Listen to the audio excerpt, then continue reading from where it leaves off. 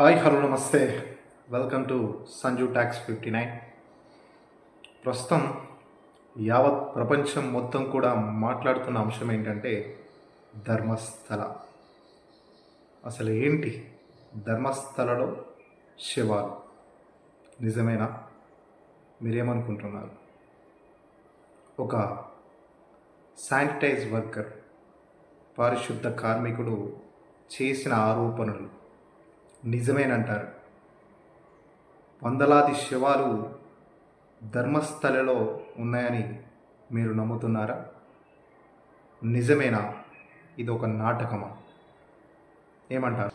ధర్మస్థల ఎక్కడుందంటే కర్ణాటక రాష్ట్రంలో బెంగళూరు నుండి 400 కిలోమీటర్ల దూరంలో సహ్యాద్రి కొండల నడుమ నేత్రావతి నది తీరాన ఈ యొక్క ధర్మస్థల ఏర్పడింది.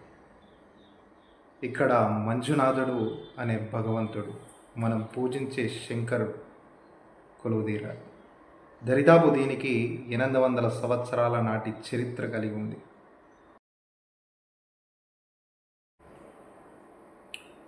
జూలై 4న ఆ యొక్క పారిశుద్ధ కార్మికుడు పోలీస్ స్టేషన్కి అయితే వెళ్ళడం అయితే జరిగింది.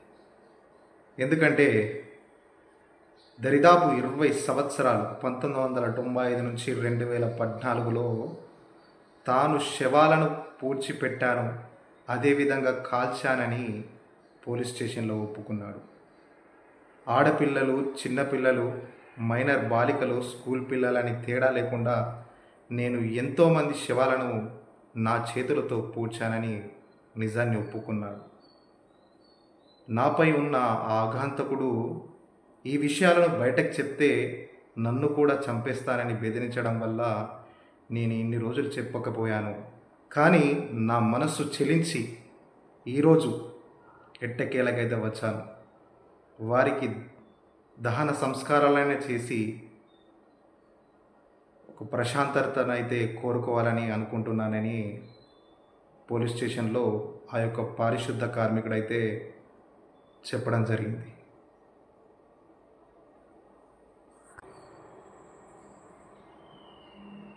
ఎక్స్హుమేషన్, శవాలను బయటకు తీసే ప్రక్రియ ప్రస్తుతం మనం సోషల్ మీడియాలో చూస్తూ ఉన్నాం.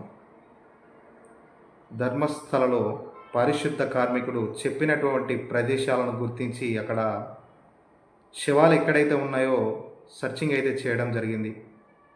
ప్రస్తుతం 6వ ప్రదేశంలో 2 అస్థిపంజరాలు అయితే దొరకడం అయితే జరిగింది. సో ఇక్కడ పారిశుద్ధ కార్మికుడు చెప్పిన వాస్తవాలు నిజమేనంటారా?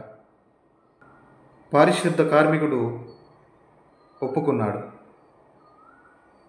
నేను అమ్మాయిలను, మహిళలను, స్కూల్ పిల్లలను, మైనర్ బాలికలను నా చేతులతో పూడ్చానని.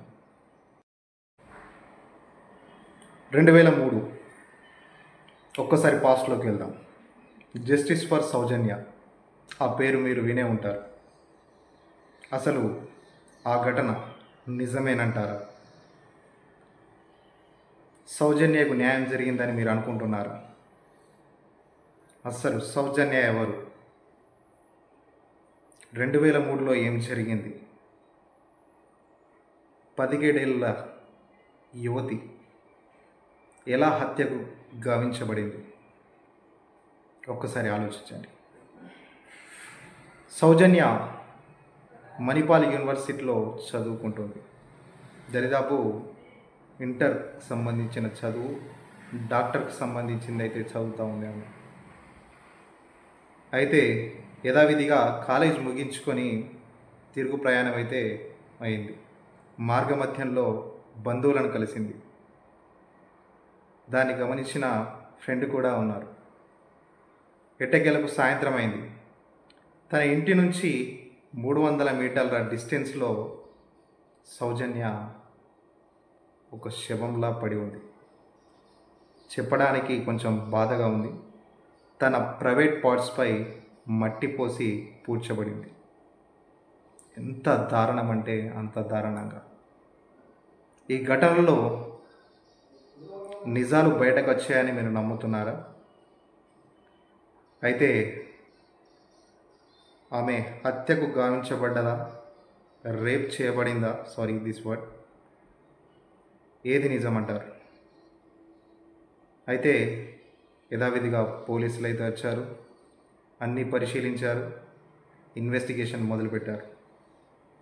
ద నెక్స్ట్ డేనే అక్కడే ఉన్నటువంటి సంతోష్ రావు, మతి స్థీమితం లేని ఒక వ్యక్తి, తనపై ఈ యొక్క హత్యను రుద్దారు. మతి స్థీమితం లేని వ్యక్తి తనను మానభంగం చేశాడని నమ్మచ్చా? ఏమంటారు? ఒకసారి మీరు కూడా ఆలోచించండి. ఎట్టకేలకైతే పోలీసుల ఇన్వెస్టిగేషన్లో, సిఐడి ఇన్వెస్టిగేషన్లో, సిబిఐ ఇన్వెస్టిగేషన్లో సంతోష్ రావునే ముద్దాయిగానైతే గుర్తించారు. ఎట్టకేలకు 2017 నుంచి 2023 మధ్యలో తనకు జైలు శిక్ష పడింది. 2023 తర్వాత తనైతే బయటకు రావడం జరిగింది. జస్టిస్ సౌజన్యతో పాటు అనన్య భట్. ఇప్పుడు ప్రస్తుతం సోషల్ మీడియాలో ఆ పేరైతే వినబడుతుంది. ఎందుకంటే ఆమె కూడా అదే టైంలో మిస్ అయితే కాబడ్డది. తన తల్లి ఇప్పుడు వార్తలలోకి వచ్చింది. ఆమె పేరు సుజాత భట్. చెప్తా ఉన్నది, ఇప్పుడు తవ్వకాలు జరుపుతున్నారు కదా, నా యొక్క బిడ్డ యొక్క ఆనవాళ్ళు కూడా దొరికే అవకాశాలు ఉంటాయి కావచ్చు, నేను డిఎన్ఏ, నా బిడ్డ యొక్క డిఎన్ఏ సేమ్ మ్యాచ్ అయ్యే అవకాశాలు ఉంటాయి కావచ్చు అని వార్తలలో మనం చూస్తూ ఉన్నాం.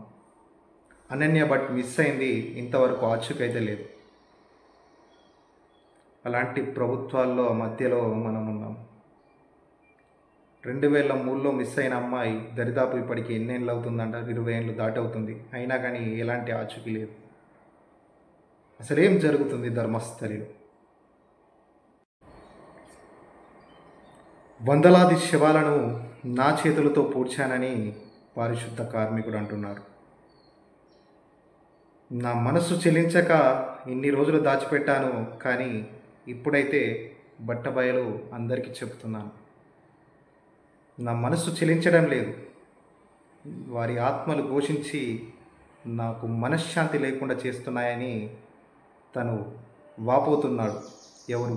ఆ శానిటైజర్ వర్కర్, పారిశుద్ధ కార్మికుడు. ఇది నిజమంటారా, లేక ధర్మస్థలపై అబద్ధపు ప్రచారాలని అంటారా? ఏది నిజమని అంటారు? నిజాన్ని నిర్భయంగా చెప్పడానికైతే ప్రయత్నం చేద్దాం. ఇంకా ఆ యొక్క ప్రాసెస్ అనేది జరుగుతూ ఉన్నది ధర్మస్థలలో. శవాలను వెలికి తీయడంలో పోలీసు యంత్రాంగాలు అయితే ప్రయత్నం చేస్తూనే ఉన్నాయి. చూద్దాం ముందు ముందు ఏం జరుగుతూనే ఉండండి. చూస్తూనే ఉండండి సంజు టాక్స్ 59. మరొకసారి ఈ యొక్క ధర్మస్థలి విషయంపై మరింత డెప్త్గా మాట్లాడదాం. Thanks to all.